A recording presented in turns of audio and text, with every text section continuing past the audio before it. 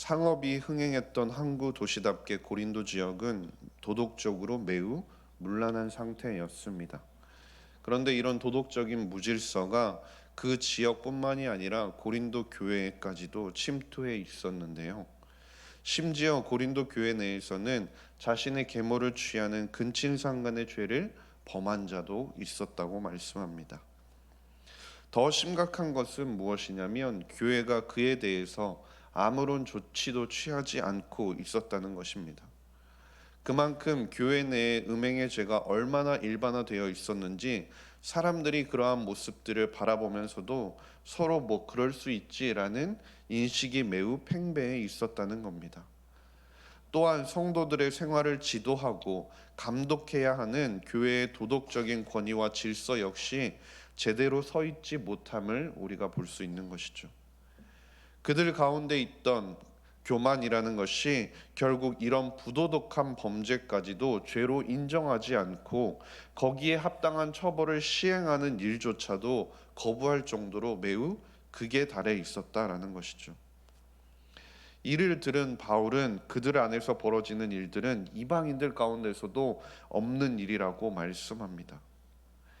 지금 이들이 벌어지는 그 일들을 레위기 18장 8절에서도 보면요. 너는 내 아버지의 아내의 하체를 범하지 말라. 이는 내 아버지의 하체니라. 그리고 레위기 18장 29절에 이런 일을 행하는 자들을 향해서 이 가증한 모든 일을 행하는 자는 그 백성 중에서 끊어지리라 라고 말씀하고 있습니다. 또한 신명기 22장에도 보면 이런 죄를 범하는 자는 돌로 쳐 죽이라고 명하기도 하시죠. 그만큼 지금 이들이 보여주고 있는 모습이 심각한 죄이기 때문에 고린도 교회에서는 마땅히 그들이 그 죄의 심각성을 깨닫고 보여주어야 할 모습이 있었습니다. 그것을 2절 말씀에 바울이 이렇게 말씀하는데요. 그리하고도 너희가 오히려 교만하여져서 어찌하여 통한이 여기지 아니하고 그 일 행한 자를 너희 중에서 쫓아내지 아니하였느냐라고 말씀합니다. 바울은 지금 그들이 교만하여져서 통한이 여기지 않는다라고 말씀하는데요. 여기서 통한이 여긴다라는 것은 죽은 자로 인하여 애통하다라는 뜻을 가지고 있는 단어입니다. 즉 고린도 교인들은 그 지금 상황에서 그들이 보여야 할 모습이 무엇이냐면 그 사건을 자신들이 범한 죄로 여기고 영적으로 죽은 자 같이 된 그 교회의 공동체를 위해 내가 먼저 통곡하고 회개해야 한다라는 뜻입니다. 자신들의 죄, 나의 죄로 그것을 인식하고 인정하고 그러한 모습을 보여야 한다라는 것이죠. 그런데 그들은 통곡하지도 않았고 회개는커녕 공동체에 대한 생각과 인식조차도 없었습니다. 오히려 그들은 교만할 대로 교만해져 있는 상황이었고 파당을 만들어서 쓸데없는 논쟁을 일삼고 심하게 분열되어 있는 모습까지도 보여주었다라는 겁니다. 이러한 그들을 향해 3절을 보면 바울은 비록 몸으로는 떠나 있지만 마음으로 함께 있다 말하며 그들에게 이제 무엇을 해야 할지를 일러주게 됩니다. 그것이 교회 차원의 권징이었습니다. 이 권징이라는 것은 개인의 결정으로 이루어지는 것이 아니라 교회 차원에서 이루어지는 것이어야 했습니다. 또한 그 권징이 어떻게 이루어져야 하는지 바울이 4절 말씀에 이야기하는데요. 주 예수의 이름으로 너희가 내 영과 함께 모여서 우리 주 예수의 능력으로 그 권징이 이루어져야 함을 말씀합니다. 이것은 무슨 뜻이냐면 주 예수의 이름으로 전체 회중이 모인 자리에서 교회적 차원에서 그 모든 것이 진행되어야 했고 고린도 교회의 설립자이자 영적 아버지였던 이 바울의 고발을 통해서 사적인 감정을 모두 다 배제하고 주 예수의 전능하신 능력 안에서 그 권징이 이루어져야 함을 말씀하고 있는 것입니다. 그리고 이 권징, 이 징계의 수준에 대해서 5절 말씀을 보게 되면 사탄에게 내주었다라는 말을 통해 당시 기독교 공동체에서 할 수 있는 가장 큰 권징, 가장 큰 징계였던 교회에서의 추방시키는 출교였던 것으로 우리는 짐작해 볼 수 있습니다. 당시 교회에서 출교당하게 된다라는 것은 공예배의 참석을 금지하고 성찬식을 금지하는 것을 말하는데요. 바울은 음행의 죄가 교회가 내릴 수 있는 가장 큰 징계인 출교에 해당하는 만큼의 큰 범죄임을 이야기하면서 그것이 얼마나 용납할 수 없는 큰 죄라는 사실을 다시 한번 이야기하는 겁니다. 또한 교회가 영적인 성결을 유지시키기 위해서는 음행을 행하는 자에 대해서 단호한 조치, 출교까지도 행해야 한다라는 것을 말하면서 그 교회의 영적인 성결을 유지시키기 위해 보여주어야 하는 태도라는 것을 다시 한 번 더 말씀하고 있는 것입니다. 바울이 이처럼 교회에서 어쩌면 도덕적인 범죄에 해당하는 이러한 것들에 대해서까지 권징을 시행해야 한다고 말하는 이유가 무엇이었을까요? 그것은 5절 말씀을 다시 보면 이렇게 말씀하는데요. 이런 자를 사탄에게 내주었으니 이는 육신은 멸하고 영은 주 예수의 날에 구원을 받게 하려 함이라 라고 말씀합니다. 이것을 개인적인 차원에서의 보면 출교를 한다는 것은 결국 그리스도의 영적인 보호하심 없이 그를 그냥 내버려 둔다라는 뜻입니다. 이것은 쉽게 말하면 자신이 얼마나 큰 죄를 범했는지 스스로 죄를 돌아보고 스스로 그 죄의 심각성을 깨달아서 공허함과 외로움 속에서 다시 하나님 앞에 회개의 자리로 나아가게 되기를 바라는 마음에서 그것들을 행한다라는 것입니다. 이것이 개인 차원의 권징의 기대 효과라는 것이죠. 바울은 갈라디아서 5장 24절의 말씀처럼 자신의 죄악된 본성을 그 스스로 깨닫고 그것을 십자가에 못 박는 체험을 하기를 원했다라는 것이죠. 갈라디아서 5장 24절 말씀에 그리스도 예수의 사람들은 육체와 함께 그 정욕과 탐심을 십자가에 못 박았다라고 말씀합니다. 만일 죄를 범하여도 교회가 그 죄에 대해서 아무런 징계 조치를 취하지 않으면 그 교회는 계속해서 그 죄 속에서 거하다가 결국 멸망에 처하고 말 것이라는 겁니다. 그렇기 때문에 그를 출교한다라는 것은 결국 자신의 죄악된 본성을 스스로 직접 목격하고 스스로 회개하는 것이야말로 그 사람에게 있어서 가장 필요한 무엇보다 중요한 사실이었다라는 것이죠. 그리고 바울은 이런 혹독한 징계를 통해 그 사람에게 어쩌면 영원한 유익을 가져다 주기를 소망했던 것입니다.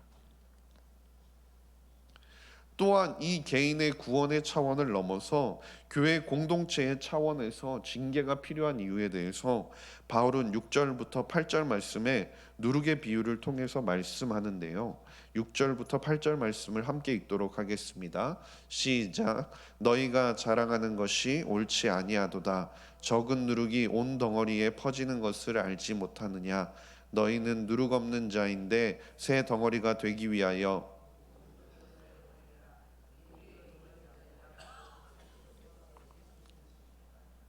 이러므로 우리가 명절을 지키되 묵은 누룩으로도 말고 악하고 악의에 찬 누룩으로도 말고 누룩이 없이 오직 순전함과 진실함의 떡으로 하자. 아멘. 교회 안에서 범죄에 대한 징계는 마치 떡 반죽 전체에 누룩이 퍼지지 않도록 하기 위해 묵은 누룩을 제거하는 작업과 같다라고 말씀합니다. 누룩이라는 것이 잘 알다시피 밀가루 반죽을 부풀어 오르게 하는데요. 심지어 아무리 적은 누룩이 있다고 할지라도 그 누룩은 온 덩어리에 영향을 미칠 정도라고 합니다. 그런데 이 작은 누룩이 온 덩어리에 영향을 미치는 것처럼 음행과 성적인 범죄 역시 공동체에 미치는 영향이 그만큼 크다라는 것입니다. 그대로 방치하게 될 경우 순식간에 전체 공동체를 오염시켜 버릴 수 있을 만큼이라는 거죠. 그래서 전도서 9장 18절 말씀에도 지혜가 무기보다 나으니라 그러나 죄인 한 사람이 많은 선을 무너지게 하느니라라고 말씀합니다. 모세의 율법에서도 음행을 행한 자에 대해서 모두 죽이라고 엄격히 명하는 것은 결국 그만큼 음행이 전체 공동체에 미치는 영향이 크기 때문이라는 겁니다. 신명기 22장 22절에서도 보면 어떤 남자가 유부녀와 동침한 것이 드러나거든 그 동침한 남자와 그 여자를 둘 다 죽여 이스라엘 중에 악을 제할지니라라고 말씀하는 것이죠. 신약 교회, 우리가 하고 모이고 있는 이 교회는 새로운 유월절을 지키는 새로운 구원의 공동체입니다. 이를 위해서 유월절 어린 양이신 예수 그리스도께서 희생 제물이 되어 주셨던 것입니다. 그렇기 때문에 그리스도의 은혜로 이루어진 이 거룩한 공동체는 누룩과 같은 죄의 독소로부터 스스로 보호해야 한다는 겁니다. 공동체를 보호하며 순결을 지켜야 한다라는 것이죠. 그리고 그것을 위해 어쩌면 죄에 대한 권징 조치를 시행하는 것은 피할 수 없는 책무라는 것입니다.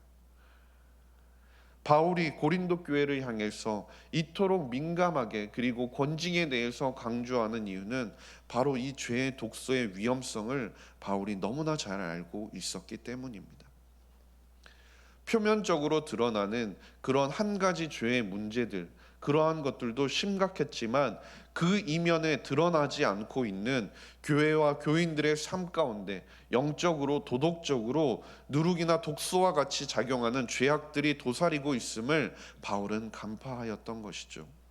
단지 단순하게 음행의 문제만이 아니라 그 안에 도사리고 있는 다른 죄악된 것들까지도 그것이 얼마나 무섭게 보이지 않지만 많은 사람들을 물들이고 병들게 할 수 있다는 것을 바울은 알고 있었기 때문에 그것에 대해서 단호하게 조치해야 한다라고 말하고 있었던 것입니다. 현대 사회를 보면 어느 때보다 더 빠른 통신 매체가 발달해 있기 때문에 이 죄에 대한 전염성이 너무나 빠른 것 같습니다. 인터넷을 보면 인터넷을 통해서도 어린 학생들조차도 자살이나 폭탄 제조법 같은 정보를 받아서 실제로 그 일을 모방하는 것이 너무나 쉬운 것이 우리가 살아가는 현실이죠. 또한 매스컴에서는 어쩌면 억제 효과를 내기 위해서 죄악된 일들을 부각시킨다고는 하지만 그로 인해서 모방 범죄가 증가하는 것이 우리가 요즘 뉴스를 통해서 볼 수 있는 현실이기도 하다는 겁니다. 또한 교회를 바라보는 세상의 시선도 마찬가지인 것 같습니다. 그들은 교회를 바라보면서 신학적인 문제를 가지고 우리에게 따지려 들지 않습니다. 교리적인 논쟁에 있어서도 그들은 아무런 관심이 없어 보이죠. 교회가 선하게 얼마나 세상을 섬기는 일을 하는지에 대해서도 그들은 관심이 없다라는 것이죠. 세상 사람들은 어쩌면 교회의 도덕적인 문제에 매우 민감하게 반응한다라는 겁니다. 우리의 삶이 우리의 말과 모순될 때 거기에 주목하고 그것을 파고들려는 것이 세상의 시선이라는 겁니다. 교회가 그리고 우리가 명백한 죄악들을 합리화하거나 은근슬쩍 덮으려 할 때 누구보다 먼저 그것을 감지하고 교회를 향해서 비판의 소리를 높이는 것이 바로 세상의 사람들이라는 것이죠. 그렇기 때문에 교회가 보여야 할 모습은 그 교회는 죄에 대해서 덮어두거나 외면하려 하지 않고 반드시 깊이 회개하며 자신의 죄라고 그것을 받아들이고 하나님 앞에 나아가는 모습, 그리고 그것을 향한 적절한 조치를 취하는 모습을 반드시 보여야 한다라는 것이죠. 그렇다고 해서요, 바울이 교회 공동체 안에 완전한 거룩함 혹은 절대적인 순결을 기대한 것은 아니었습니다. 그는 교회가 순전함과 진실함을 가지고 있을 것을 호소한 것인데요. 8절 후반절을 보면 이렇게 말씀합니다. 누룩이 없이 오직 순전함과 진실함의 떡으로 하자. 이것은 바울이 말하는 것은 우리의 행동뿐만이 아니라 우리의 동기까지도 우리가 돌아볼 수 있어야 한다라는 것을 말하는 것입니다. 사람의 눈을 속이는 것, 속임수, 거짓을 모두 끝내고 조금의 죄도 우리 안에 틈타지 못하도록 우리가 스스로 경계하는 마음을 가지고 교회 공동체를 사랑하며 나아가야 한다라는 것입니다. 하나님의 임재의 빛 가운데 거하면서 우리 안에 혹여라도 있을 수 있는 그 어두운 마음의 구석까지도, 죄에 그 도사리고 있는 그것까지도 하나님께서 온전히 밝히 비추어 주시기를 바라며 나아가는 주님의 공동체가 되어야 한다라는 것이죠. 그러한 순전함 그리고 진실함으로 주님께서 주신 아름다운 그리스도의 몸, 그리스도의 공동체, 그리스도의 교회를 지켜나가는 저와 모든 성도님들이 될 수 있기를 주님의 이름으로 간절히 소망합니다. 기도하겠습니다. 하나님 아버지, 감사합니다. 오늘도 우리를 예배의 자리로 불러주시니 감사드립니다. 하나님, 죄의 심각성에 대해서 우리가 기억하게 하시고, 하나님께서 깨닫게 하실 때 우리가 그것을 외면하지 않게 하시고 통곡하고 회개하며 주님 앞에 나아가게 하여 주시옵소서. 하나님의 자녀 삼아 주신 우리의 삶과 한량없는 은혜로 세워주신 그리스도의 몸된 교회를 순전함과 진실함으로 지켜나아가는 저와 모든 성도님들이 되게 하여 주시옵소서. 감사드리며 모든 말씀 우리 구주 예수 그리스도의 이름으로 기도드렸습니다. 아멘. 우리 주님 예수 그리스도의 은혜와 하나님 아버지의 사랑하심과 성령의 교통하심이 하나님의 백성들 가운데 함께 하시기를 간절히 축원하옵나이다. 아멘. 이 시간 함께 기도하실 때 담임 목사님의 영육간의 강건함과 사역 위해서 기도해 주시고, 몸이 아픈 지체들과 돌보는 가정을 위해서 전성일 케어다곤 선교사님, 넘치는 교회와 예수 중심 교회를 위해서 기도해 주시고, 가지고 나오신 개인의 기도 제목으로 기도하신 후에 자유롭게 돌아가시면 되겠습니다. 함께 기도하겠습니다.